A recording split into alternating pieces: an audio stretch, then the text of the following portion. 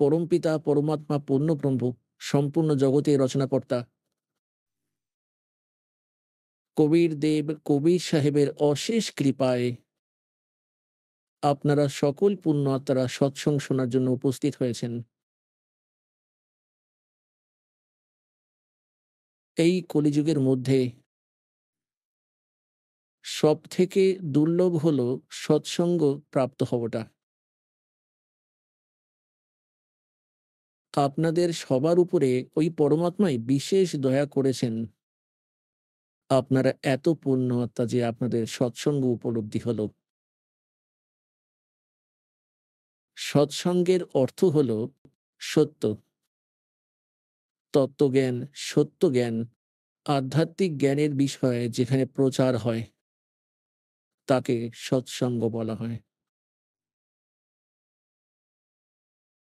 আধ্যাত্মিক পথের ভেতরে আমরা আমাদের আধ্যাত্মিক গ্রন্থগুলিকেই আধার মেনে সামনে এগিয়ে চলতে হবে। কারণ আজ পর্যন্ত যত ধর্ম বা ওই ধর্মের অন্তর্গত ফলোয়ার যত অনুগামীরা রয়েছেন, তারা প্রথম থেকেই নিজের ধর্মগ্রন্থকে সর্বোচ্চ মেনে এসেছেন, উত্তম মেনে এসেছেন, শিরোধার্য বলে মানেন। তাই আজও আমাদেরকে সেটাই শিরোধার্য বলেই মানতে হবে। আর যে সকল ধর্মগুরু নিজেদের ধর্মগ্রন্থের বিপরীত জ্ঞান দিচ্ছেন, তাদের এবার আমাদেরকে ত্যাগ করতে হবে। তাহলেই আমরা ভক্তি পথে সফল হতে পারব। এর জন্যেই পবিত্র শ্রীমদ্ ভগবদ্ গীতা অধ্যায় নম্বর ১৬ শ্লোক নম্বর ২৩ ও ২৪ই যথেষ্ট আছে আমাদের বোঝার জন্য। সেখানে বিবৃত আছে যে শাস্ত্রবিধিকে ত্যাগ করে যারা নিজের ইচ্ছে মতো আচরণ করে তাদের না তো কোনো সুখ প্রাপ্তি হয়ে থাকে, না তো কোনো সিদ্ধি প্রাপ্তি হয়, আর না তাদের পরম গতি হয়ে থাকে। তো পুণ্য আত্মারা, আধ্যাত্মিক ক্রিয়া যেসব আমরা করি তা এই তিনটি জিনিসের প্রাপ্তির জন্যই করি, যাতে আমাদের জীবনে আমরা সুখে থাকতে পারি, আমাদের কার্যসিদ্ধি হোক, আর তারপর পরম গতি হোক। আর এই তিনটে জিনিসই শাস্ত্রবিরুদ্ধ সাধনা করার ফলে আমরা বঞ্চিত রয়ে যাই। সেই জন্য ২৪ নম্বর শ্লোকে শ্রীমদ্ ভগবদ্ গীতার অধ্যায় নম্বর ১৬তে বলা আছে, তাই তোর জন্য অর্জুন কর্তব্য ও অকর্তব্যের ব্যবস্থায়, অর্থাৎ কোনো ধার্মিক আনুষ্ঠানিক ক্রিয়াগুলি কোন মন্ত্র জাপ করা উচিত আর কোন মন্ত্র জাপ করা উচিত নয়, তার জন্য নিজেদের সদ্গ্রন্থগুলিকেই আধার মানবে।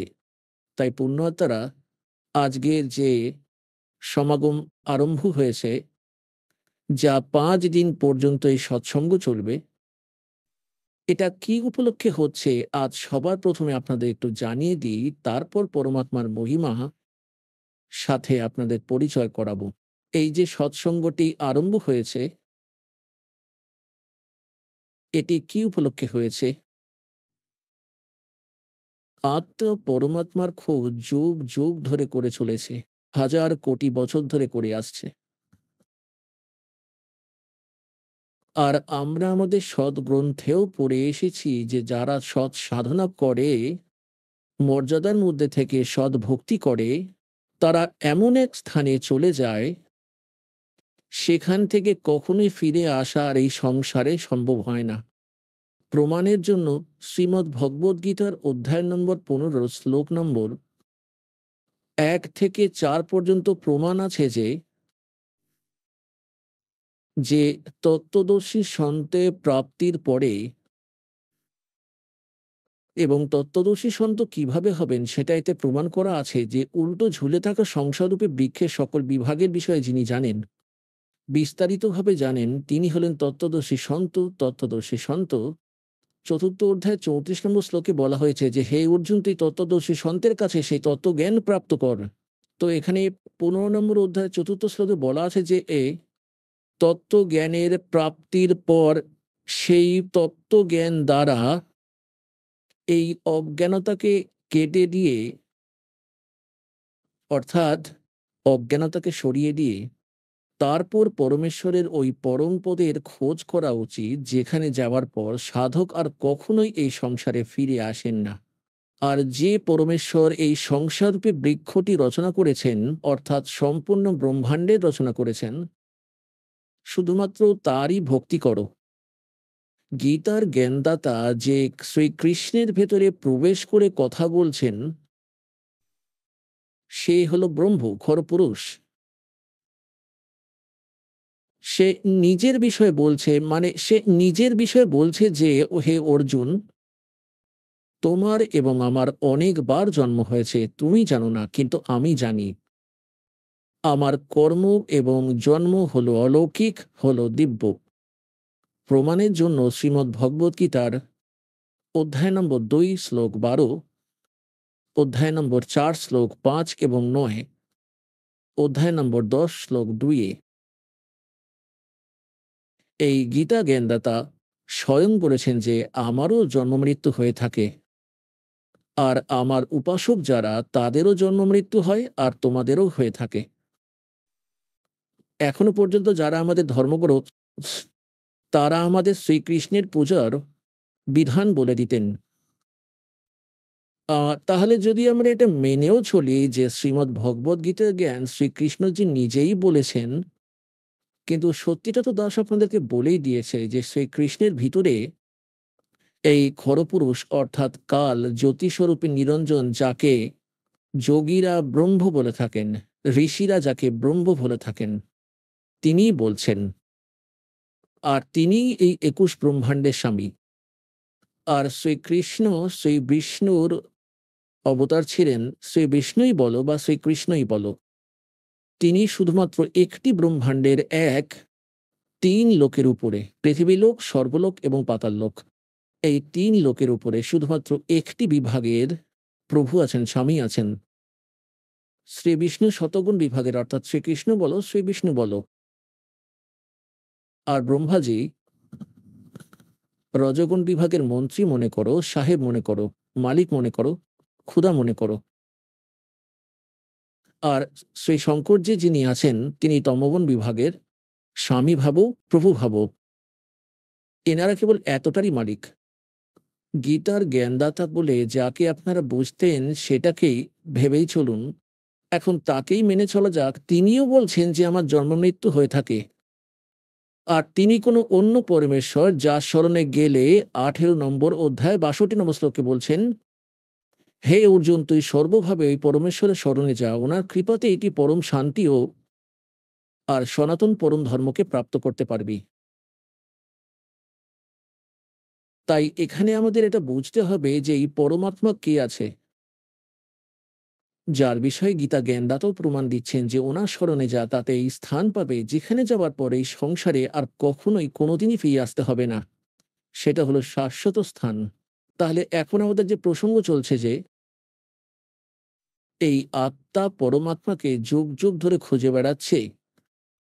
আর যদি আমরা পূর্বের ইতিহাস ঘেঁটে দেখি আমাদের ঋষি মহর্ষিদের, ওনারা হাজারো হাজারো বছর ধরে তপস্যা করেছেন, সাধনা করেছেন, অনুষ্ঠান করেছেন, যাতে ভগবান পাওয়া যায়, কল্যাণ সাধন হয়। কিন্তু যদি ওনাদের বলা পথ সঠিক হতো, তাহলে সেই মার্গে উনি আমাদের বলে থাকতেন, তাহলে আমরা সবাই সেখানে চলে যেতাম, আর গোটা পৃথিবী ফাঁকা হয়ে যেত। এখন এখানে আরেকটি শঙ্কা মনে আসে। কেউ কেউ ভক্তরা এটাও বলেন যে যদি সারা পৃথিবী খালি হয়ে যায়, তাহলে এখানে কে থাকবে? এটা বাচ্চাদের মতো চিন্তাধারা। এটা একেবারেই অবুঝ বালক, যার কোনো জ্ঞান নেই, সেই এই ধরনের কথা বলতে পারে। এখন এটা কি কোনো সুখের জায়গা? প্রত্যেকটি জিনিসের অভাব আছে এখানে। আর সারা জীবন আমরা আমাদের এই পেটের পোষণেই কাটিয়ে দিই, আর এর মাঝেই মৃত্যু হয়ে যায়। এত খারাপ জায়গা, তবু আমাদের এখানে থাকার ইচ্ছে কেন হয়ে থাকে? কারণ আমাদের সেই ভিন্ন সুখময় লোকের বিশেষ জ্ঞান নেই, আর সেখানে যাবারও কোনো সমাধান নেই। এখন যেভাবে চাঁদ ফাঁকা পড়ে আছে আর উপরের গ্রহগুলো সব খালি পড়ে আছে, একটা পাথর এটাও এটাও এখানে পড়ে থাকবে। তাহলে আমরা কিসের দায় নিয়ে রেখেছি এখানে? ঠান্ডা, গরম, ক্ষুধা, পিপাসা, ক্যান্সারে আক্রান্ত হয়ে মরা এবং জন্ম নেওয়া, এগুলো আমাদের বাধ্যতামূলক। যখন আমরা এমন এক স্থানে চলে যাব যেখানে গেলে আমরা এত ভালো শরীর পাবো, তাতে কোনো রোগ থাকবে না, নিরাময় পাবো, নিরাময়। আময়ের মানে হলো রোগ, নিরাময় মানে হলো নিরোগ শরীর পাবো। আর এমনই আপনার জগৎ থাকবে, আর এমনই আপনার পরিবার হবে যার কোনোদিনও মৃত্যুপ্রাপ্ত হবে না। আর সেখানে এক এমন শিষ্টাচার হবে যেখানে বৌমা শাশুড়িকে ধরে পিটাচ্ছে অথবা শাশুড়ি বউয়ের সাথে ঝগড়া করছে। প্রত্যেকদিন কিছু না কিছু সমস্যা লেগেই রয়েছে। আমরা ঢিঠ হয়ে বেঁচে আছি, কোনো রকম বিকল্প দেখাই দিচ্ছে না। তো আমরা এখন সেরকম স্থানে চলে যাব যেখানে কোনো দুঃখ নেই, বৃদ্ধাবস্থা নেই। এখন কে বৃদ্ধ হতে চায়? কেই বা রোগী হতে চায়? কিন্তু সবাই হচ্ছে। কে মরতে চায়? কিন্তু সবাই মরছে। তো কেমন নোংরা লোকে! তারপর কিছুজন বলছে এই লোক নাকি খালি হয়ে যাবে। এটা তো যত তাড়াতাড়ি খালি হবে ততই ভালো। এটা কি কোনো থাকার জায়গা? কোথাও বন্যা হচ্ছে, দুনিয়ার লোক মরে যাচ্ছে। কোথাও, কোথাও ভূমিকম্প হচ্ছে, কোথাও আবার খরা হয়ে রোগগ্রস্ত হয়ে মারা যাচ্ছে, কোথাও কেউ পড়ে, পড়ে কাতরাচ্ছে। তো এটা তো একটা জেলখানার মতো এই পৃথিবী লোক। আর এটা সর্বলোক এখানকার। এই জায়গাটা একেবারেই সঠিক নয়। তাই পরমাত্মার খোঁজে আমরা যুগ, যুগ ধরেই লেগে রয়েছি। আর যদি এই ঋষি মহর্ষিদের মার্গ সঠিক হতো, তাহলে আমরা চলে যেতাম সেইখানে। আর এই সংসারে পড়ে থাকতাম না। এর মূল কারণ এটাই যে আমাদের সদ্গ্রন্থের জ্ঞান আমাদের ধর্মগুরুরাও জানতেন না। বর্তমান সময়ে যেন একেবারে আকাশ ভেঙে পড়েছে। আর বিশেষ করে এই হিন্দু ধর্ম তো অপূর্ব চমৎকার ঘটিয়েছে। যত আধ্যাত্মিক এই আধ্যাত্মিক পথে যে ভেজাল দেখেছি এই হিন্দু ধর্মের ভেতরেই, অন্যান্য কোনো ধর্ম এমন দেখতে পাওয়া যায় না। অন্যান্য ধর্মের ধর্মীরা যেমন কুরআন শরীফকে যারা মানে, অন্তত কুরআন শরীফকেই তারা আধার বলে মানছে এবং তার অনুসারে যেমনই তাদের পরম্পরা হোক তারা একই রকমের ভক্তি করে। এইভাবেই ঈসাই ধর্মে গিয়ে দেখো, মুসলমান শিখ ধর্মে গিয়ে দেখো, আর হিন্দু ধর্মে দেখে নাও, যত গুরু আছে ততই তাদের পুজো, যত রকম জ্ঞান ততগুলো দেবতা। কে এই পুজো করছে, কে সেই পুজো করছে, এরকম বলছে, কেউ সেরকম বলছে, কোনো আধার নেই। আমাদের সদগ্রন্থ যখন রয়েছে আমরা খুলে দেখেছি ব্যাপারটা পড়ে। তাহলে আমাদের ধর্মগুরুদের আমাদের ধর্মগ্রন্থেরও জ্ঞান ছিল না।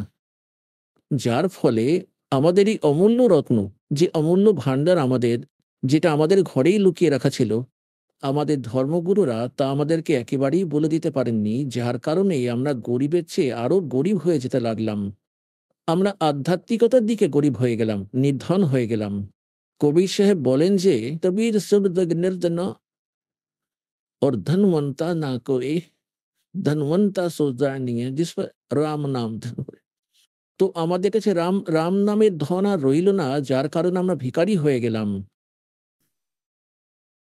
তো পুণ্যাত্মারা এখন আবার সেই ধন, রাম নামের ধনকে পুনরায় সংগ্রহ করতে হবে শাস্ত্র অনুকূল সাধনা করে।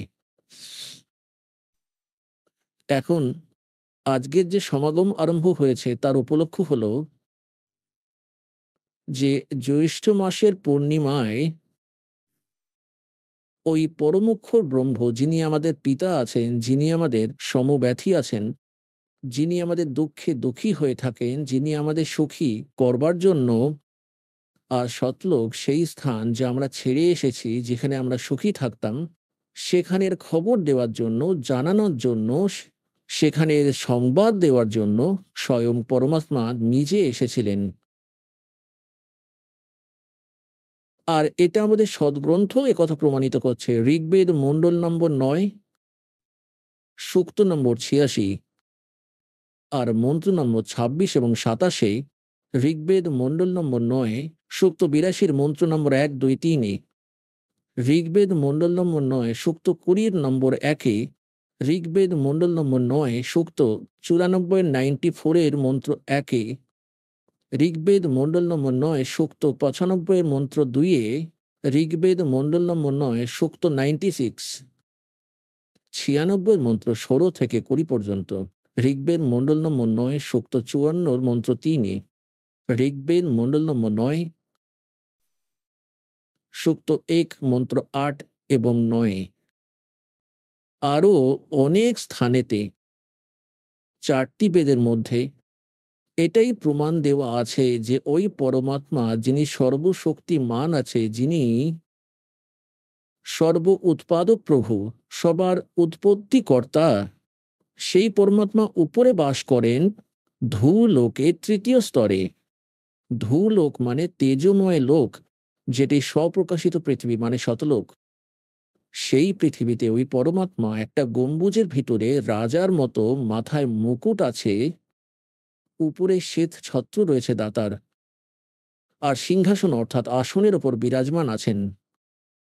যে সকল মহাপুরুষেরা পরমাত্মাকে দেখে এসেছেন ওনারাও এই কথাই বলেছেন যে পরমাত্মা সাক্ষাৎকার যাদের সাথে হয়েছে, কারণ সেই পরমাত্মা স্বয়ং তাদের নিয়ে শতলোকে গিয়েছিলেন, তাদেরকে নিজ স্থান দেখিয়ে আবার ফেরত পাঠিয়ে দিয়ে গিয়েছিলেন। তাদের মধ্যেই একজন হলেন শ্রদ্ধেয় গরিবদাসজি, যিনি গ্রাম ছুরালি, জেলা ঝজ্জর, হরিয়ানার লোক। তিনি বললেন যে শ্বেত ছত্র और सिर मुकुट विराजे, देख जना उस चेहरे नु, গরিবদাস ये वक्त जात है, रो গেস পেরে। অর্থাৎ ওই পরমাত্মার মাথার উপরে এক সাদা ছত্র রয়েছে। যেমন এই ছাতাটা যেটা আপনারা দেখছেন এটা আর্টিফিশিয়াল, সেখানে পরমাত্মার অরিজিনাল আছে। মাথায় মুকুট আছে সেই পরমপিতার, রাজারা যেভাবে পড়তেন। এই ঋগ্বেদ মণ্ডল নম্বর 9 সূক্ত 82 মন্ত্র 1 আছে যে তিনি সর্ব উৎপাদক প্রভু, সকল পাপের বিনাশ করান। তিনি রাজার সমান দর্শনীয়, দেখতে রাজার মতো একেবারেই আসনের ওপর বিরাজমান রয়েছেন, সিংহাসনে বসে আছেন।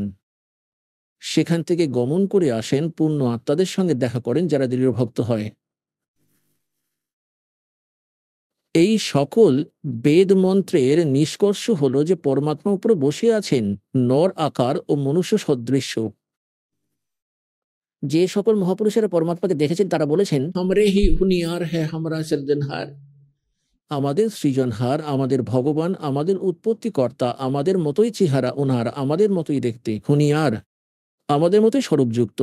কিন্তু ওই পরমাত্মার সমর্থতা আর তার শরীর construction, body, material of body আমাদের থেকেও অনেক বেশি শক্তিশালী আর অবিনাশী, শক্তিশালী ও তেজময়। তো শতলোকে যাওয়ার পর প্রত্যেক প্রাণী, প্রত্যেক জীব হংস বলা হয়, হংস। আর সেখানে যাওয়ার পর প্রত্যেকের যে শরীর তৈরি হয়, এখানে আমরা যে শরীর পেয়েছি সেটা কাঁচা আছে, যেমন এটা যে কোনো কারণেই বিনাশপ্রাপ্ত হতে পারে। কিন্তু ওখানে যে শরীর পাবে সেটা কখনোই নষ্ট হবে না। তাতে নাড়িতন্ত্র একেবারেই নেই, তার মধ্যে ব্লাড প্রেশার, সুগার, ক্যান্সার ইত্যাদি কোনো রোগই থাকে না। সেখানে বৃদ্ধাবস্থা নেই, আর সেখানে সর্বদাই যুবাই থাকে। যখন বাচ্চা হয় এমনই আপনার পরিবার হবে, আর বাচ্চা হবে, আর এমন একটা সময় আসবে যখন যুবক হওয়ার পর যুবকই রয়ে যাবে সর্বদা, বৃদ্ধ একেবারেই হয় না। আর এতটাই শুদ্ধ বিচার হয়, কোনো বস্তুর অভাব নেই সেখানে, কোনো বস্তুরই অভাব নেই সেইখানে। এখানে তো একটি হিরে আপনাদের মধ্যে কেউ কখনো হয়তো জীবনেও চোখে দেখেননি হিরে। ওখানে তো শতলোকে হীরের পাহাড় রয়েছে, যেমন এখানে পাহাড় রয়েছে, ওখানে হিরে পায়ের নিচে পড়ে থাকতে দেখবেন আপনারা। আর দুধের নদী বয়ে চলে যায়, চিরসবুজ বৃক্ষ আছে, কোনো জিনিসেরই অভাব নেই সেখানে, যেখানে যা খুশি বসে খাও। আর সব খাবার আপনাদের, সব ধরনের খাবার। যেমন পরমাত্মা যখন কাশীতে এসেছিলেন, 120 বছর থেকেছিলেন, তখন কেউ মজা করে বলেছিলেন মিথ্যে চিঠি বিলি করে দেয় কবির ভগবানের নামে, যে সব সাধুসন্তরা আসুন, আর কবির সাহেব ভান্ডারা দিচ্ছেন। আর সেই সময় লীলা করছিলেন দাতা, একটি গরিব, একেবারেই এক সিম্পল ভক্তের মতো। ঝুপড়িতে থাকতেন উনি, দুবেলার কষ্টে শিষ্টে খাওয়ার জোগাড় করতেন। আর তার দুয়ারেই 18 লক্ষ ব্যক্তি এলো। তখন সেই পরমাত্মা স্বয়ং গেলেন শতলোকে নিজ স্থানে। আর সেখান থেকে ৯,০০,০০০ বলদের উপরে বোঝাই করে সব তৈরি করা জিলিপি, কচুরি, পকোড়া, দই বড়া, বোঁদে, লাড্ডু সবকিছু ভরে ডাল, ভাত, খান্ড, ক্ষীর সবকিছু তৈরি করা সেখানে সেকেন্ডের মধ্যে এসে গেল। সেখানে সকল বস্তু উপলব্ধ রয়েছে। তো সেখানে কোনো রাগ নেই, বিদ্বেষ নেই। এখানে তো আমরা জমির ভাগাভাগি নিয়ে লড়াই করে থাকি। সম্পত্তি সেখানেই থেকে যায় আর মানুষের মৃত্যু হয়। এমন মনোবৃত্তি খারাপ হলো কেন আমাদের? কারণ প্রথমত আমাদের জ্ঞান নেই। আর দ্বিতীয়ত আমাদের সাথে ভগবান নেই। যখন আমাদের সাথে ভগবান থাকবে আর জ্ঞান হবে, তখন আমাদের কোনো জিনিসের অভাব এখানে থাকবে না। যতক্ষণ আপনি এখানে থাকবেন, আপনার সুরক্ষা হবে আর আপনার বাচ্চাদের সুরক্ষাও হবে। তাই তো আমরা ভগবানের খোঁজ করতে থাকি, যাতে আমাদের পরিবারও সুখী থাকে, আমরাও রোগমুক্ত থাকি, আমাদের অকাল মৃত্যু না ঘটে। তাহলে মৃত্যু তো এটা মানি আমরা যে বৃদ্ধ বয়সে তো মরতেই হবে, কিন্তু মধ্যিখানে না মরি। তো এই নোংরা লোকেও এই তো সেই নাশবন স্থানেও ওই অবিনাশী পরমাত্মা কবির দেবের স্মরণে আসলে তবেই আমরা এই সুখ প্রাপ্ত করতে পারব। তো এই জ্ঞান আজ পর্যন্ত আমাদেরকে কেউ বলেনি, কিন্তু পরমাত্মা স্বয়ং এসে বলার চেষ্টা করেছিলেন। ১৩৯৮ থেকে ১৫১৮ সাল পর্যন্ত ১২০ বছর পরমাত্মা এখানে থেকেছিলেন। এক গরিব তাঁতির ভূমিকা, এক নির্ধনের ভূমিকা পালন করেছিলেন। এখন সেই ভূমিকা, কারণ ৫ দিনের ভিতর এই সমাগমের মাধ্যমে আপনাদেরকে পরমাত্মার বিষয়ে বিস্তারিতভাবে যতটা আমার এই বুদ্ধি কাজ করবে দাসের, আপনাদের সব কথা শুনবো তাহলেই বুঝতে পারবেন चारों युग में संत पुकारे को के कहा हम हेल रे हीरे माणिक मोती बरस ये जग चुगता ढेल रे।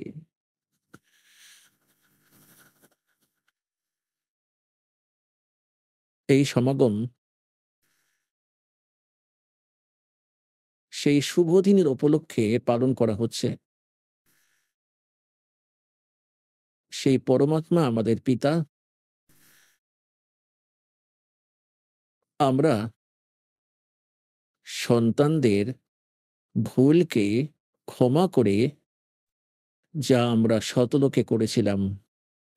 কারণ সৃষ্টি রচনার মাধ্যমেই আপনারা এটা জানতে পেরেছেন যে আপনারা কিভাবে আটকে পড়েছিলেন এই নোংরা লোকে। কেন আপনারা এত কষ্ট পাচ্ছেন? এটা শাস্তি আপনাদের। এই শাস্তি আপনারা এখানে পেয়েছেন। আর এই জেলের ভিতরে সামান্য যা সুখ-সুবিধা আমরা প্রাপ্ত করে থাকি সেটাকেই আমরা সুখ বলে মনে করি। জেলের ভিতরে সুখ স্বপ্নতেও হয় না। আর এই ২১ ব্রহ্মাণ্ড যা জেলখানা হয় কালের, এখানে সুখ স্বপ্নেও হতে পারে না কোনো প্রাণীরই। যদি সে পুরো পৃথিবীরই রাজা হোক বা স্বর্গের রাজাই হোক। তাহলে এই যে স্থান, এখানে আমরা কেন এসেছি? এই সৃষ্টি রচনার কথা আপনাদের বলবো। এই সমাগম চলাকালীন আপনাদেরকে বলবো।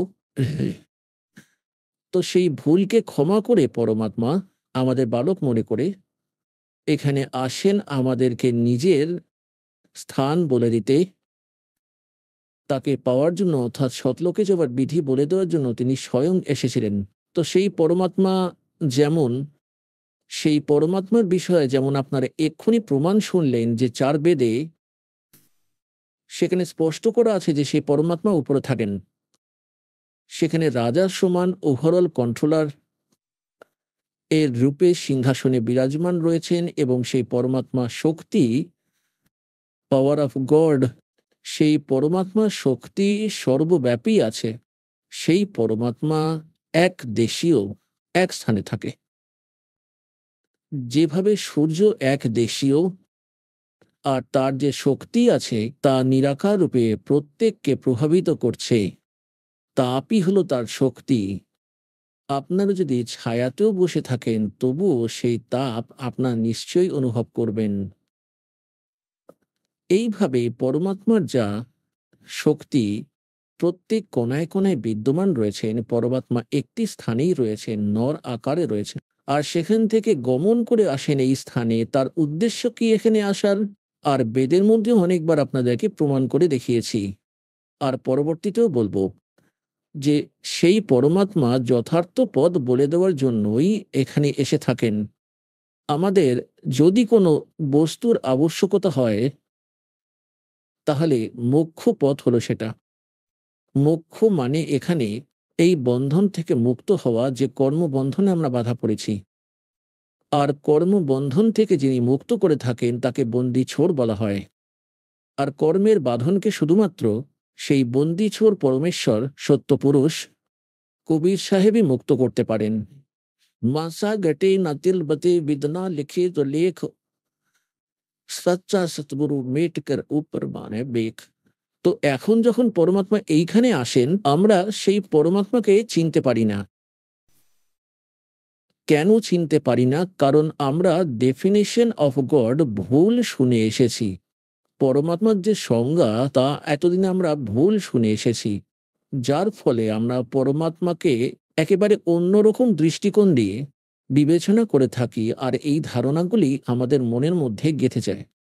তো সেই জন্য পরমাত্মা এইখানে পরমাত্মা কম আর একজন সাধারণ মানুষের মতো লীলা করে, যাতে আমরা ওনার সাথে থেকে কিছু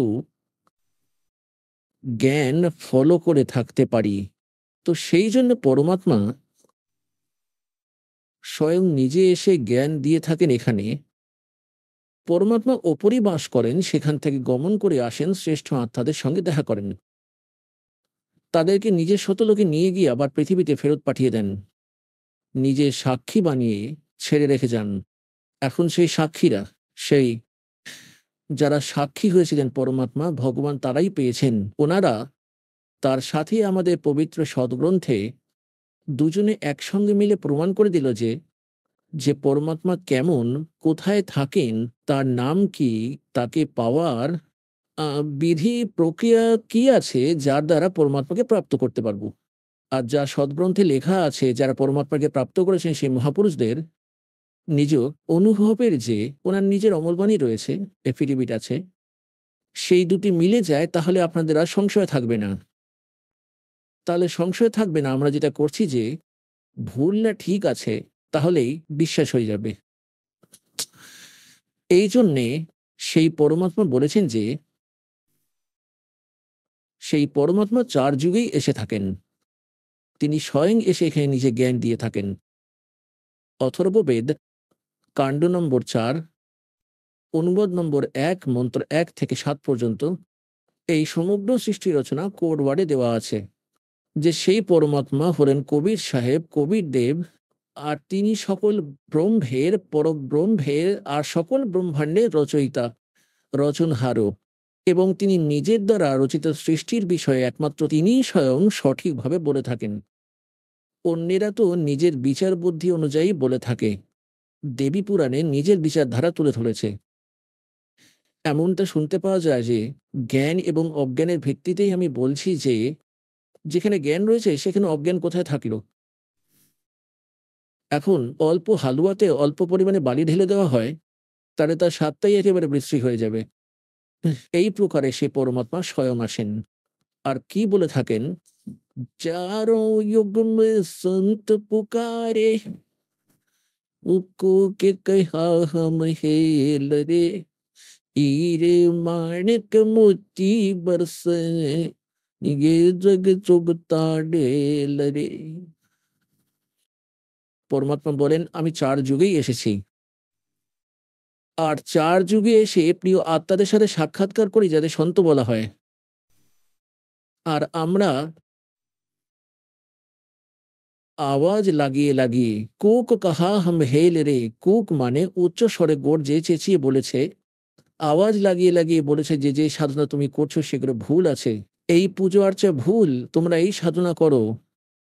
শাস্ত্রবিধি ত্যাগ করে মন মর্জি আচরণ করছে, তারা শুধু পাথর বয়ে বেড়াচ্ছে। ইয়ে জগ চোখ তার ঢেল রে, হিরে মানিক ভেবে কাঁকর পাথর জড়ো করে বেড়াচ্ছেন তো দেখছি আপনারা। আর এদিকে আমরা শাস্ত্র অনুকূল সাধনা ও মন্ত্রের দ্বারা হিরে মানিক মুক্ত বর্ষা করে বেড়াচ্ছি। যার ফলে আপনি মোক্ষরূপী হিরে প্রাপ্ত করতে পারবেন। আপনার জীবন সুখের হবে।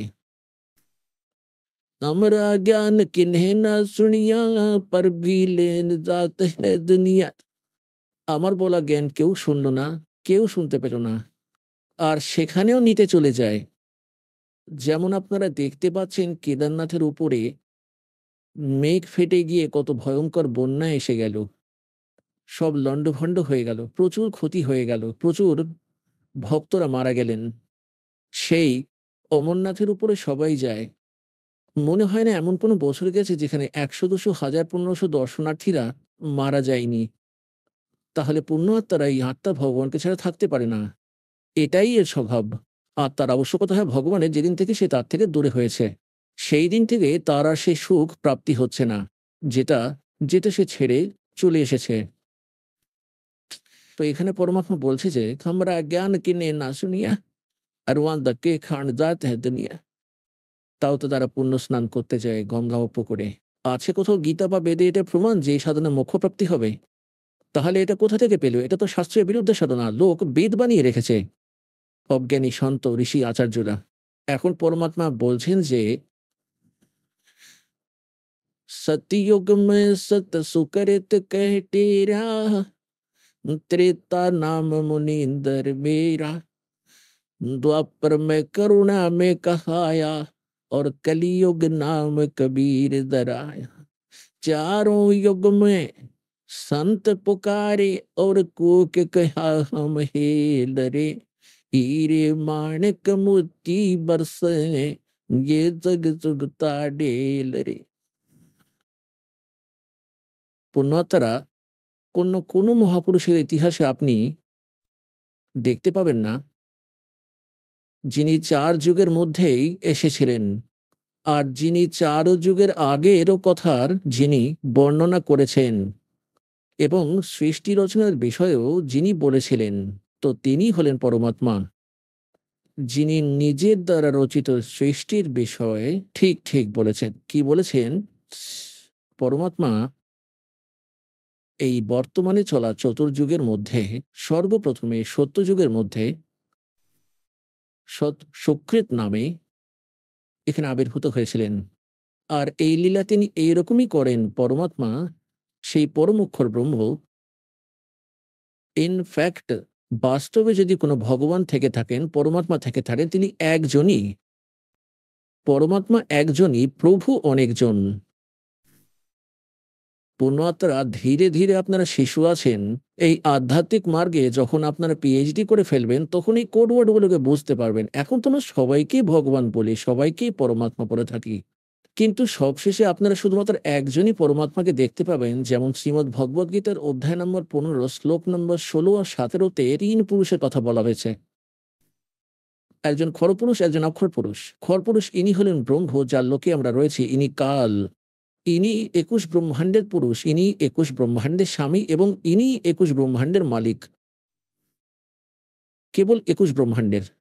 আর একটি ব্রহ্মাণ্ডের ভিতরে এই পৃথিবীর লোক, স্বর্গলোক, পাতাল লোক, ব্রহ্মা বিষ্ণু মহেশ্বরের লোক, ধর্মরাজের লোক, নিরঞ্জনের লোক, আর আগে দুর্গার লোকে, এই সকলকে মিলে একটি ব্রহ্মাণ্ড হয়। এইরকমই ২১টি ব্রহ্মাণ্ড রয়েছে। তার প্রভু এবং তার স্বামী হলেন এই ব্রহ্ম, কিন্তু তিনি পরমাত্মা নন, তিনি হলেন কাল। আর ৭ সংখ্যক ব্রহ্মাণ্ডের স্বামী যিনি, যিনি পরব্রহ্ম, যাকে অক্ষর পুরুষ বলা হয়, তিনিও স্বামী ২১ ব্রহ্মাণ্ডের, ৭ সংখ্যা ব্রহ্মাণ্ডের, কিন্তু তিনি পরমাত্মা নন। তাহলে পরমাত্মা তিনিই হন যিনি শ্রেষ্ঠ আত্মা হন। আর শ্রেষ্ঠ আত্মা তিনিই হলেন যিনি কাউকে দুঃখ দেন না। সুখ ছাড়া তার সংবিধানে আর কোনো কিছুই নেই। সেই পরমাত্মা হলেন সত্যপুরুষ, যিনি যিনি অসংখ্য ব্রহ্মাণ্ডের স্বামী, আর তার সাথে পরমাত্মাও তিনি। উনিই সত্যপুরুষ। যেমন শ্রীমদ্ ভগবদ গীতার অধ্যায় নম্বর ১৫-এ শ্লোক ১৬ আর ১৭-তে ৩ পুরুষ আছেন। একজন খরপুরুষ, একজন অক্ষর পুরুষ। খরপুরুষকে আমরা কাল বলি, ব্রহ্ম বলি, খরব্রহ্মও বলে থাকি। আর অক্ষর পুরুষকে অক্ষর ব্রহ্মও বলা হয়, আবার পরব্রহ্মও বলা হয় সন্তের ভাষায়। আর তৃতীয় জন যিনি, তিনি হলেন পরমাত্মা। তাকে পরমোক্ষর ব্রহ্ম বলা হয়, সত্যপুরুষও বলা হয়, আবার পরমেশ্বরও বলা হয়। সত্য পুরুষ, সৎ মানে অবিনাশী, পুরুষ মানে প্রভু, পরমাত্মা। সেই তৃতীয় পুরুষ যার বিষয়ে গীতার অধ্যায় নম্বর 8-এ শ্লোক নম্বর 1-এ অর্জুন জিজ্ঞেস করছেন যে ভগবান, আপনি গীতার অধ্যায় নম্বর 7-এর শ্লোক নম্বর 29-এ বলেছেন যে তৎব্রহ্মকে জেনে সমগ্র অধ্যায়ের সাথে পরিচিত, সকল কর্মের সাথে পরিচিত কেবল সাধক জন্ম ও মৃত্যুর থেকে মুক্তি পাওয়ার চেষ্টা করে, সংসারের কোনো বস্তুর প্রতি তার ইচ্ছা থাকে না। তাই সে এমনই এক তৎব্রহ্ম। অষ্টম অধ্যায়ের প্রথম মন্ত্রে গীতায় জিজ্ঞেস করেছেন, কিম তৎব্রহ্ম? সেই তৎব্রহ্ম কি? কে হলো সেই তৎব্রহ্ম? গীতার অধ্যায় নম্বর 8-এ শ্লোক নম্বর 3-এ গীতা জ্ঞানদাতা বলেছেন যে তিনি পরমোক্ষ ব্রহ্ম, সেই সর্বশক্তিমান পরমাত্মা, পরম অক্ষর ব্রহ্ম। তিনি সর্বশ্রেষ্ঠ, পরম মানে শ্রেষ্ঠ, অক্ষর মানে অবিনাশী, আর পুরুষ মানে ব্রহ্ম মানে পরমাত্মা। আর যেমন অক্ষর পুরুষ বলা হয়েছে পরব্রহ্মকেও, অক্ষর মানে অবিনাশী। কিন্তু এখানে পরমক্ষর পুরুষ বলা হয়েছে যিনি বাস্তবে অবিনাশী পরমাত্মা, তিনি শ্রেষ্ঠ, সর্বশ্রেষ্ঠ। এখন যেমন একটি স্টিলের ধাতু দীর্ঘ সময় টেকসই থাকে একটি মাটির পাত্রের তুলনায়। যেমন একটি মাটি দিয়ে তৈরি, একটি স্টিল দিয়ে তৈরি করা হোক, তবে সেই মাটির তুলনায় সেই স্টিলের পাত্র স্থায়ী বেশি দিন, কিন্তু তার বিনাশ হবে একদিন, তাতে জং পড়বে না। কিন্তু আসল সময়ে কখনো মরচে ধরে না। মনে করো উনি এই 3 নম্বর ম্যাটেরিয়ালটি। তো সেই পরমাত্মা, পরমক্ষর ব্রহ্ম তেমন। গীতার অধ্যায় নম্বর 15 শ্লোক নম্বর 16 এবং 17-এ নিষ্কর্ষ আছে, এই এই পৃথিবী লোকে, এই নাশবান লোকে দুজন প্রভু সুপ্রসিদ্ধ, একজন খরপুরুষ আর একজন অক্ষর পুরুষ। আর এনাদের অধীনে যত প্রাণী আছে এরা সবাই নাশবান। জীবাত্মারা তো কেউই মরে না, পশু পাখির আত্মারও মরে না। তো এটা তো সম্পূর্ণ আলাদা বিষয়। আবার 15 নম্বর অধ্যায় 17 নম্বর শ্লোকে এও বলা আছে যে উত্তম পুরুষ তো অন্য কেউ। উত্তম পুরুষ মানে শ্রেষ্ঠ ভগবান, পুরুষোত্তম। তিনি তো এই দুজনের থেকেই আলাদা, খরপুরুষ আর অক্ষর পুরুষের থেকে। আর পরমাত্মা ইতি উদাহরতে, যাকে পরমাত্মা বলা হয়ে থাকে, পরমাত্মা শ্রেষ্ঠ, শ্রেষ্ঠ আত্মা, যিনি কখনো দুঃখ দেন না কাউকে। অরিজিয়াল লোকতারের আবেশ্বর, যিনি তিন লোকে প্রবেশ করে সকলের ধারণ পোষণ করেন, তিনি হলেন অবিনাশী পরমাত্মা। তাই এই পরমাত্মা, পরমেশ্বর, যিনি তৃতীয় নম্বরের ভগবান আছেন, তিনিই আমাদের সকলের জনক আছেন। আর একমাত্র তিনি হলেন সবার আসল পরমাত্মা। বাকিরা হলেন স্বামী, প্রভু আছেন। তো এখানে আপনাদের সকলকে এখন ধীরে ধীরে জ্ঞানের কথা বলবো। তো কি বলা হয়েছে যে 4 যুগেই এই পরমাত্মা এসে থাকেন আর এই লীলা করে থাকেন। যেমন ঋগ্বেদ মণ্ডল নম্বর 9 আর সূক্ত নম্বর 1 মন্ত্র 8-এ বলা হয়েছে যে সেই পরমাত্মাই আমাদের সকল পাপ বিনাশকারী পরমাত্মা, আমাদের 3 প্রকারের 3 স্থিতিতে আমাদের সকলের ধারণ পোষণ করে থাকে। সেই 3 স্থিতি কি কি আছে? একটি স্থিতিতে পরমাত্মা শতলোকে বাস করে থাকেন। পরমেশ্বরের শরীর অত্যন্ত তেজপুঞ্জের, মনুষ্যদৃশ্য তিনি। সিংহাসনে বিরাজিত তিনি। একটি বিশাল সাদা বর্ণের গম্বুজ আছে, বিশাল আকৃতির। আর সেটি অনেক খুবই সুন্দর সাদা রঙের, অত্যন্ত উজ্জ্বল, তার থেকে আলোকরশ্মি বের হচ্ছে। তার উপরে সিংহাসনে পরমাত্মা বিরাজমান রয়েছেন এবং তার মাথায় এক রাজার মতো বসে আছেন এবং তার মাথায় একটি মুকুট রয়েছে। আর উপরে ছত্র আছে। আর আর তার মাথার উপরে চামর নিজে নিজেই দুলতে থাকে যখন ইচ্ছে হয়ে থাকে, না হলে সেখানেই রাখা থাকে। তাহলে এই এই এই স্থানটি হলো পরমাত্মা সেই প্রথম স্থিতি। তারপর ওই ভগবান, ওই একই পরমাত্মা অন্য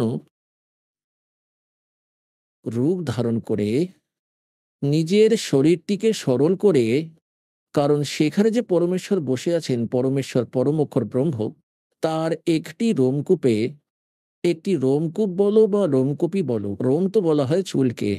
রোমকূপ যেখানে চুল ওঠে, সেই পরমাত্মার একটি রোমে, একটি রোমকূপের মধ্যে এত রশ্মি আছে যা কোটি কোটি সূর্য, কোটি কোটি তারা বানিয়ে দেয়। সেটাও হালকা হয়ে যায়। তো সেই পরমাত্মার এমনই আলোক শরীর, তিনি মনুষ্যাদৃশ্য আছেন, মাথায় মুকুট পরে আছেন, আর সেখানে গিয়ে সকল হংস আত্মারা সে পরমাত্মার উপর চামর করেন নিজের মালিকের ওপর। যারা এখান থেকে মুক্ত হয়ে যান তারা সোজা ভগবানের কাছে পৌঁছে যায়, তার চরণে প্রণাম করে সেই পরমাত্মা প্রত্যেককে বুকে জড়িয়ে ধরেন, সবাইকে আদরের সহিত চামর করে, এবং তারপর তাদেরকে বলেন যে, বেটা আরামের সাথে থাকো, এটা তোমাদের তৈরি করে রাখা প্রাসাদগুলো ফাঁকা পড়েছিল, বিশ্রাম করো, তোমাদের দ্বারা ভুল হয়েছিল, এখন তো ফিরে এসেছো। বলা হয় সকলের পথ ভোলা যদি বিকেল হতে ফিরে আসে তাহলে তাকে ভোলা বলা হয় না। আমরা তো যুগ ধরে পথ ভরেছি এখানে। তো সেখানে এটি হলো প্রথম স্থিতি। তারপর পরমাত্মা নিজের শরীরকে হালকা রূপে বানিয়ে দ্বিতীয় স্থিতিতে, তিনি দ্বিতীয় স্থিতিতে কি করেন, একটি শিশু রূপ ধারণ করেন। আর প্রত্যেক যুগের মধ্যে আরম্ভে একটি সরোবরে এসে এক নবজাতক শিশুর উপর ধারণ করে একটি পদ্মফুলের উপর বিরাজমান হন। তিনি কোনো মায়ের গর্ভে জন্ম নেন না। আর পরমাত্মার এর সকল ব্যবস্থাই করেন। তারপর সেখান থেকে কোনো নিঃসন্তান দম্পতি তাকে তুলে নিয়ে যান। আর ধীরে ধীরে যেমন বাচ্চা বাচ্চা শিশুর মতোই যখন পরমাত্মা নিজে লীলা করেন, ছোট বয়সেই 4-5 বছর বয়স থেকেই ইনি বড় বড় পণ্ডিতদের হারিয়ে দিতে থাকতেন। ধীরে ধীরে বড় হতে থাকেন আর এক সৎ নাগরিকের ভূমিকা পালন করতে থাকেন। নিজের হাত দিয়ে কাজ করে খুবই সামান্য রোজগার করতেন। ঝুপড়িতেই থাকতেন, কারণ তখনকার দিনে তো এই মহল ইত্যাদি এগুলো খুবই কম ছিল, বেশিরভাগই কুঁড়ে ঘর ছিল সবই। তাই পরমাত্মা এক এমন লীলা করে থাকেন যে ভক্তদের অধিক সংগ্রহ করার আবশ্যকতা পড়ে না। ভক্ত সেই হয় যে লোক ন- ন- সেই লোকের পরম্পরা থেকে সরে গিয়ে আধ্যাত্মিক পরম্পরা অনুযায়ী নিজের জীবন নির্বাহ করে। এই অনুযায়ী যে চলবে তাকেই ভক্ত বলা হয়। অন্যথায় ভক্তিপথে চলা যে ব্যক্তি, কেউ মার্গের পথে চলছে, যাত্রা করছে, তো সে যতটা সম্ভব কম ভার নিয়ে চলার চেষ্টা করবে। আর এটা আপনারা খুব ভালোভাবে জানেন, আগেকার দিনে যারা যাত্রাপথে বেরোতেন তারা পায়ে হেঁটে যেতেন। আর তারা কাঁধে একটা শুধু থলে ঝুলিয়ে নিতেন, তার মধ্যে চাদর আর ধুতি পাঞ্জাবি, নাথিং এলস। বলার মানে এইটাই যে আমাদের সকলকেই সৎলোকে যেতে হবে। আর আমরা যদি এইখানেই অতিরিক্ত চাপ দিয়ে নিই, এই ঘর আমার, এই গাড়ি আমার, 5টা প্লট নিয়ে নিয়েছি, হুম, এত বিঘা জমি বানিয়ে নিয়েছি, রাজা হয়ে গেছি, এই রাজ্য আমার, এই সবকিছুকে মাথায় বয়ে নিয়েছে, এক পাও চলতে পারছে না। যখন আমাদের জ্ঞান হয়ে যাবে যে আমাদের এতটা ভার নেওয়া উচিত নয়, যা আমাদের যাত্রায় বাধা দেয়, তাই যতটা সম্ভব কম সংগ্রহ করুক। আর এই যে পরম্পরা আমরা তৈরি করে রেখেছি, এটাই আমাদের দুঃখের মূল কারণ আছে। বিয়ে বাড়িতে লোক দেখানো, ড্রামা করা, নাচ গান করা, ডিজে বাজানো, এসব আবার কি? আমরা এরকম অনেক দেখেছি। প্রথম দিন ডিজে বাজানো হচ্ছে ছেলের বিয়ে আছে বলে, বিশ্ব তোলপাড় করে ফেলেছে, পরদিন সেই ছেলেই দুর্ঘটনায় মারা যায়। তারপর সবাই মাথা চাপড়ে কাঁদছে, এরপর বাজাও ডিজে। এরকম নোংরা লোকে। আর আমরা এই ধরনের পরম্পরা বানিয়ে নিজেদের জীবন নষ্ট করছি। যৌতুক নিয়ে নিচ্ছি, লোক দেখানো যৌতুক দেয়। আমাদের এগুলো একেবারেই করা উচিত নয়, কারণ আমরা সারা জীবন যে উপার্জন করি তার পুরো উপার্জনটা এই বিয়ে আর বাড়িতে লাগিয়ে দিচ্ছি। তাহলে আমাদের সিম্পল বাড়ি যতটা ভগবান বলবেন ততটাই বানানো উচিত। চাই খড়ের চাল দিয়ে বানিয়ে নিন, দয়া করেন ভগবান, তাহলে একটা বাড়ি বানিয়ে নিন আপনার অবস্থা অনুযায়ী। একটা ভালোভাবে বানানো কুঁড়ে ঘরও ঠিক ততটাই কাজ করবে যা আপনার বড় বিল্ডিং কাজ করবে। আজকালকার পাকা বাড়ির তুলনায় মাটির ঘরগুলো ঠান্ডা গরমের থেকে আমাদের বেশি ভালো করে রক্ষা করে। এখনকার এসিও কাজ করবে না যা মাটির ঘরগুলো কাজ করত। তাহলে যেমনই হোক, দেশ, কাল, পরিস্থিতি এখন বদলেছে। আমরা যেমনই ঘর বানিয়ে থাকি না কেন, শুধু যাতে ভগবানকে ভুলে না যাই। আর এই পরম্পরাগুলোকে কমাতে হবে। যাতে আজকাল যেমন একটা নিয়মে দাঁড়িয়ে গেছে, আমরা মেয়েদেরকে শত্রু বানিয়ে ফেলেছি ভ্রান্ত পরম্পরার কারণে। কারণ মেয়ের জন্ম হলেই আমরা ভেবে নিই যে এটা বোঝা হয়ে চাপলো আমাদের ওপর। কারণ মেয়েদের বিয়ে দিতে হবে। ২-৪ লাখ টাকা খরচ করতে হবে তবে কেউ গ্রহণ করবে। পরে তার বাচ্চা হবে, নানান রোগ অসুস্থতা। আজ এটা কাল সেটা। তাদের জন্য নানান অনুষ্ঠান। এইসব জিনিসের দরকার কি আছে? এগুলো আমাদেরই বানানো, ম্যান মেড, গড মেড নয়। আর আর এগুলো আমাদেরকেই বন্ধ করতে হবে। তো বেটি দেখবে সবাই চাইবে যে মেয়ে সন্তান হোক। তাহলে আমাদের কাঁধে অযথা ভার থাকবে না। তো মেয়ে ছাড়া ছেলেরা আসবে কোথা থেকে? যদি মেয়ে না হয় তাহলে বিয়েই কাকে করবে? যদি কারো মেয়ে সন্তানই জন্ম না হয়? আমাদের বুদ্ধির উপর পাথর চাপা পড়ে আছে। আমরা ভগবানের থেকে দূরে সরে গিয়ে সমাজে জড়িয়ে পড়েছি আর সমাজের দৃষ্টিকোণ দিয়ে চিন্তাভাবনা করছি। এখন এই সবকিছু থেকে বেরিয়ে আসতে হবে তবেই আমরা ভক্তি করতে পারব। আমাদের শতলোকে যেতে হলে এই নিয়ম মর্যাদাগুলো পালন করতে হবে যদি তুমি একজন শিক্ষার্থী হয়ে থাকো। তাহলে শিক্ষার্থীর মতোই কাজ করো। কিন্তু তা না করে যদি তুমি অন্য বাচ্চাদের সাথে গাধার পিঠে চড়ে সারা গ্রামে ঘুরে বেড়াও তাহলে তুমি শিক্ষার্থী নও। আর স্কুলেও আসে না। এই প্রকারে আপনাদের এই পরম্পরাগুলো ত্যাগ করতে হবে। এর ভাবার্থ হলো পরমাত্মা স্বয়ং এখানে আসেন এবং তিনি এসে লীলা করে আমাদের দেখিয়ে দেন যে একজন ভক্তের জন্য শুধু এইটুকুই যথেষ্ট, এর থেকে বেশি নয়। কবির সাহেব বলেন যে তাহার নাম বেড়িয়া গেলুম বিবিত উসারে গর তো ৩.৫ হাত বাইগনাত পড়ে চায়। কি, কি দেখে খুশি হচ্ছ? লম্বা, লম্বা দেওয়াল টানিয়ে, বড়, বড় দেওয়াল, উঁচু, উঁচু দেওয়াল বানিয়ে, বড়, বড় দেওয়াল দিয়ে উঁচু, উঁচু প্রাসাদ তৈরি করছো, ৭ মহল্লা বাড়ি বানাচ্ছ। পরমাত্মা বলছেন, "তিন করতে ৩.৫ হাত ডানাতে পড়েছে আর ৩.৫ ফুট।" ফুট হাতকেই বলা হয় ৩.৫ হাত। এই যে হাত এখান থেকে এখান পর্যন্ত, কোনি পর্যন্ত, এটাকে ১ হাত বলা হয়। আর প্রত্যেক স্ত্রী ও পুরুষের আমাদের শরীর ৩.৫ হাতের হয়ে থাকে। এতটা পুরো ৩ হাত আর অর্ধেক, এতটা হয়ে থাকে। পরমাত্মা বলেন যে, "আপনি চাই ৪ তলা বিল্ডিং বানিয়ে রাখুন না কেন? আর ২০ টা রুম থাকুক তাতে। একটি খাটে এইটুকু জায়গাতেই শোবেন আপনি, এক কোণায়, যেখানেই রাখুন। তাহলে বাকি অযথা কাজ কিসের জন্য করেছেন?" পরমাত্মা বলেন যে, "গর্ত ৩.৫ হাত আর ডেড়া তো পৌনে ৪।" বলার মানে এটা নয় যে একেবারে মাপ নিয়ে ৩.৫ হাত বানান। এর অর্থ হলো প্রয়োজনের চেয়ে বেশি বানানোর কোনো দরকার নেই। সেটা আমাদের মূর্খতা। প্রয়োজন অনুযায়ী ঘর বানান। ২ টি কামরা হবে বা ৩ টি দরকার, ৪ টি দরকার নিজের। পরিবার অনুযায়ী ঘর বানান। যদি একটাতেই কাজ হয় তাহলে অপরনে কেন কষ্ট করতে যাব? ভক্তি করাই একমাত্র উদ্দেশ্য। আর ভক্তির পথে যে বস্তু বাধা সৃষ্টি করে সেই বস্তুটিকে তৎক্ষণাৎ ত্যাগ করুন। পরম্পরাগুলিকে। এখন যে প্রসঙ্গ চলছে সেই বিষয়ে আসি আমরা যে পরমাত্মা প্রত্যেক যুগে এসে থাকেন এবং প্রত্যেক যুগে একই রকম লীলা করেন। পদ্মফুলের উপরে এসে বিরাজিত হন আর পদ্মফুল তো জলে হয়ে থাকে। যার কারণে আমাদের এই সৎ গ্রন্থগুলিতে সেই পরমাত্মাকেই নারায়ণ বলা হয়। নারায়ণের অর্থ হলো নার মানে জল, আয়ন মানে তার উপরে এসে বিরাজমান হয়ে থাকা। নারায়ণ, আমরা শ্রী বিষ্ণুকেই নারায়ণ ভেবে থাকি। হ্যাঁ, তিনিও নারায়ণ, যত প্রকারের নারায়ণ রয়েছেন।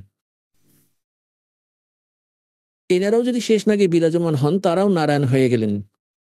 আমরা তো শঙ্কর ভগবানকেও নারায়ণ মনে করি, উনিও ভগবান আছেন। কিন্তু বাস্তবে নারায়ণ যিনি, তিনি হলেন এই পরমাত্মা যাকে বেদ ও গীতায় নারায়ণ বলা হয়েছে। তো সেখান থেকে এক নিঃসন্তান দম্পতি তুলে নিয়ে যায়। তো সত্যযুগে যখন পরমাত্মা এসেছিলেন, এক বিদ্যাধর নামে ব্রাহ্মণ ছিলেন। আর দীপিকা ছিল তার স্ত্রীর নাম, তার ধর্মপত্নীর নাম। তিনি শ্বশুরবাড়ি থেকে ফিরছিলেন নিজের স্ত্রীকে সঙ্গে নিয়ে। তখন পরমাত্মা পুকুরের ওপর বিরাজমান ছিলেন। পুকুরের মধ্যে পদ্মফুলের উপর শিশুরূপ ধারণ করে শুয়েছিলেন। তারা সেই শিশুটিকে দেখতে পেয়ে নিজের ঘরে নিয়ে চলে আসে। সেখানে তার লালন পালন হয়। লীলা হলো, ধীরে ধীরে তিনি বড় হলেন অনেক। মনু যেমন বিদ্বান, যারা বেদের পণ্ডিত সেজে বসেছিলেন, তাদেরও জ্ঞান হারিয়ে দিতেন দাতা। পরমাত্মাকে তারা বামদেব বলতে লাগলেন, বামদেব। বামদেব মানে উল্টো জ্ঞান দেন যিনি। উল্টো, বাম মানে উল্টো। যেমন এটা ডান হাত, এটা বাম হাত, বামা, বাম। যে জন্য পরমাত্মার কথা তারা শুনল না। প্রভু তো ছাড়তে পারছিল না, তাই ভগবানের জ্ঞান না ঋষিরা গ্রহণ করেছেন, না আমাদেরকে গ্রহণ করতে দিয়েছেন। পরের জন্মে আবার পরমাত্মার দয়া হলো সেই আত্মাদের উপরেই, যারা বিদ্যাধরা দীপিকার সেই আত্মাই ত্রেতা যুগের মধ্যে এক বেদ বীজ ব্রাহ্মণ নামে এক ব্রাহ্মণ হলো, আর সূর্যা নামে তার পত্নী হওয়ার সুযোগ হলো। তারা সেই আত্মাই যারা সত্য যুগে ছিল। আর এইভাবেই পরমাত্মা তাদের ত্রেতা যুগের মধ্যে একই রকম ভাবে পদ্মফুলের উপর তারা পরমাত্মাকে পায়, তারাও নিঃসন্তান ছিলেন। এবার পুণ্যাত্মারা, এখন আপনারা দেখছেন পরমাত্মা বলছেন, তো জল মেরি শরণ হে তাকা হুঁ मैं दास, और गेल गेल लाग्या फिरूं जब तक धरती आकाश, ज्यों बच्छा गौ की नजर में यूं साईं को संत, भगतों के पीछे फिरे वो भगत वत्सल भगवंत। এখন আমরা তো কেবল ৪ যুগের কথা শোনাচ্ছি, আমরা তো বহু যুগ ধরে ঘুরে বেড়াচ্ছি। তো পূর্বের পুণ্য ফলের কারণেই পরমাত্মা এই পুণ্য আত্মাদের সঙ্গে সঙ্গে রয়েছেন। এই বিদ্যাধর আর দীপিকার যে আত্মা, তাদেরকে সন্তানও দিতে পারতেন পুণ্যাত্মারা। এখন আমাদের তো এমন মেন্টালিটি তৈরি হয়ে গিয়েছে, যেখানে আমরা রয়েছি যে সমাজে, কারণ এ সমাজ কাল প্রেরিত, আর সে নিজের খাবারের জন্য সন্তান উৎপত্তি করাবেই করাবে। আর সে এমন এক সিস্টেম তৈরি করে রেখেছে যে জীবের পক্ষে সম্ভব নয় সন্তান উৎপত্তি না করাটা। জীব তার কাছে বিবশ। আর তারপর পরমাত্মা কি করলেন যে তাদেরকে সন্তান দিলেন না। কেন দিলেন না? তিনি সন্তানও দিতে পারতেন। তো পুণ্যাত্মারা সমাজের মধ্যে আর এক সাধারণ সমাজের মধ্যে আরেকটি ভক্ত সমাজ যেটা তৈরি করা হয় তাতে পার্থক্য থাকে। আর সেই কারণেই জগৎ আর ভক্তের মধ্যে বিরোধিতা থাকে। দুইয়ের মধ্যে মনোমালিন্য থাকে না, কারণ ভক্তের বিধি নিয়ম কিছুটা ভিন্ন হয়। আর সমাজ সেই এখানকার নিয়ম পরম্পরায় জর্জরিত হয়ে থাকে, তাকে মূল মেনে চলে। যদি আমরা সংসারের দৃষ্টিকোণ দিয়ে দেখি, তাহলে যার সন্তান নেই তার বিষয়ে সমাজ, সাধারণ ব্যক্তি, সাধারণ সমাজ যা ভাবে, সেটা তার বড়ই দুর্ভাগ্য। আর তখনকার দিনে এটাই বলা হতো যে যাদের সন্তান নেই, যারা নিঃসন্তান আছেন, সকাল সকাল তো তাদের মুখ দর্শনও করা উচিত নয়। তাকে এতটাই হেয় মনে করত। তো পুণ্যাত্মারা যাদের সন্তান থাকতো না, তাদের বেঁচে থাকা অত্যন্ত কঠিন হয়ে যেত তখনকার সমাজে। সন্তান বলতে আমরা সবসময় পুত্রকেই মুখ্য মেনে এসেছি। আর ভক্ত সমাজের মধ্যে পরমাত্মার দৃষ্টিকোণ দিয়ে বিচার করলে যার সন্তান নেই সেই হলো সবচাইতেই ভাগ্যবান আত্মা। এখন এইখানে সমস্যাটা হলো যে সংসার কোন দৃষ্টিকোণ দিয়ে দেখছে আর ভগবানের বিধান কি বলছে। এখন তারা ভাগ্যবান আত্মা কেন? কারণ এই মনুষ্য জীবনের মূল উদ্দেশ্য হলো মোক্ষ প্রাপ্তি করানো। আর যদি সেই নিঃসন্তান দম্পতিরা এই জ্ঞানটা বুঝে যায় এবং সমাজের দিকে না তাকিয়ে দেখে, তাহলে অতি সহজেই ভক্তি করে মুক্তি পেতে পারবে। হ্যাঁ, ঠিক আছে, সন্তান হওয়াটা কোনো খারাপ কথা নয় বলছেন ভগবান, কিন্তু যে সন্তান ভগবানের সাথে জুড়বে না, সে সবসময় আপনাকে দুঃখই দেবে, কারণ তাদের খুব খারাপ অভ্যেসগুলোই থেকে যাবে। ভগবান তাদের অশুভ সংস্কারে পরিবর্তন করবেন না, কারণ তারা যুক্ত হননি। তাই ওরাও দুঃখ পেলে তাদের সাথে আপনারাও কষ্ট পাবেন, মাতা পিতারাও। ফলে তারা ভক্তিবাদক হয়ে দাঁড়াবে, কেননা তারা আপনাদের চিন্তার কারণ হবে। ঠিক এই জন্যেই পরমাত্মা যেটা বলতে চেয়েছেন যে যারা নিঃসন্তান আছেন, আচ্ছা ঠিক আছে, সমাজ ওদেরকে নিয়ে যাই ভাবুক আর যাই বলুক না কেন, কিন্তু ভগবানের বিধান অনুযায়ী তারা অত্যন্ত পূর্ণ আত্মা যারা ভক্তি করে থাকে। আর যদি ভক্তি না করেন, তাহলে তাহলে তো একেবারেই দুর্ভাগ্য তাদের।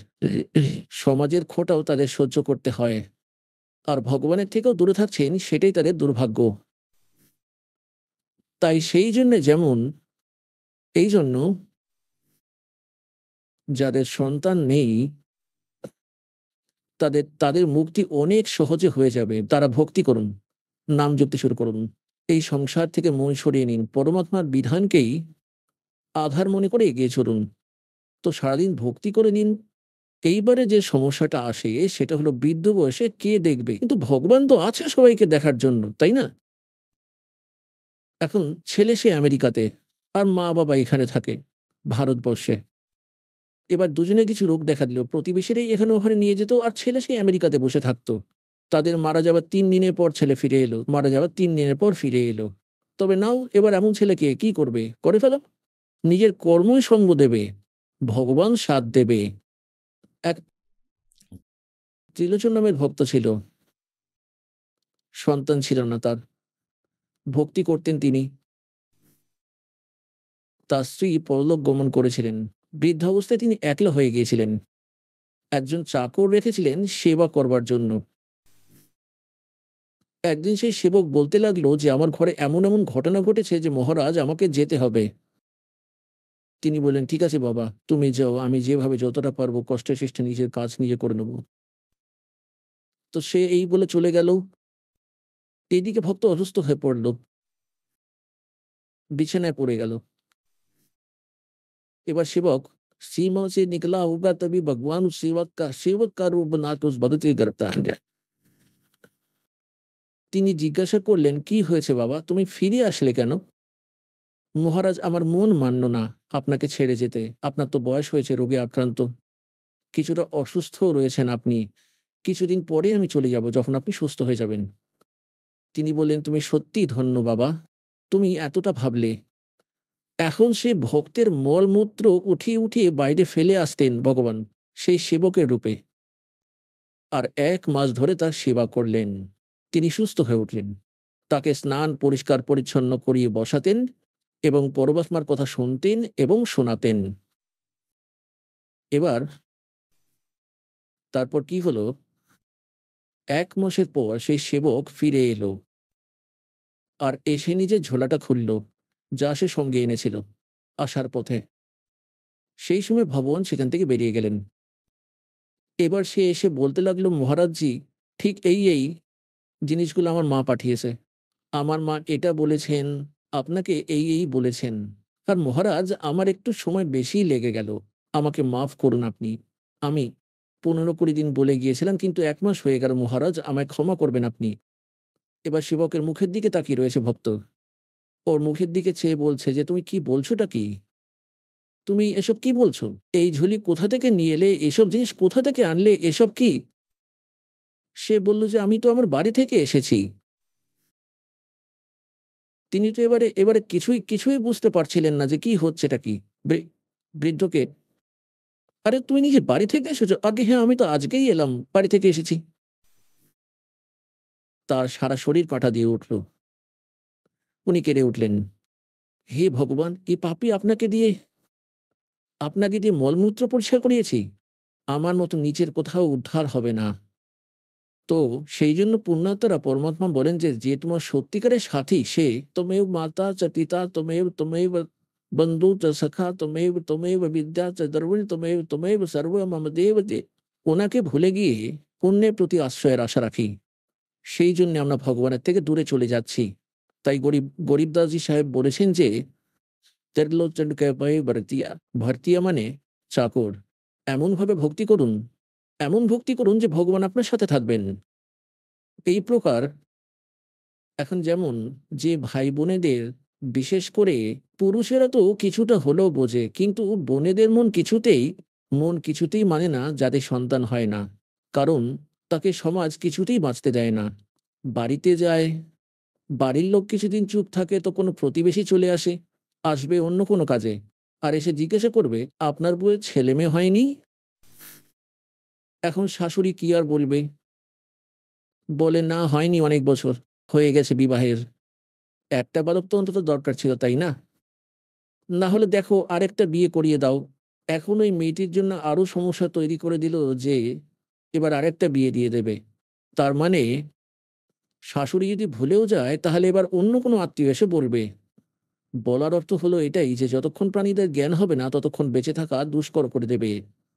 পুরুষেরা তো বেশিরভাগ বাইরে থাকে, কখনো কখনো কথাগুলো কানে গেলে এড়িয়ে যায় তারা, মনকে বুঝিয়ে নেয় তারা। কিন্তু এটা সেই মেয়েটির জন্য এতটা সহজ নয়। সবশেষে সে অত্যন্ত দুঃখী হয়ে যায়। আর সন্তান তো সে ভগবানই দেবেন, তাই সে যতই কান্নাকাটি করো না কেন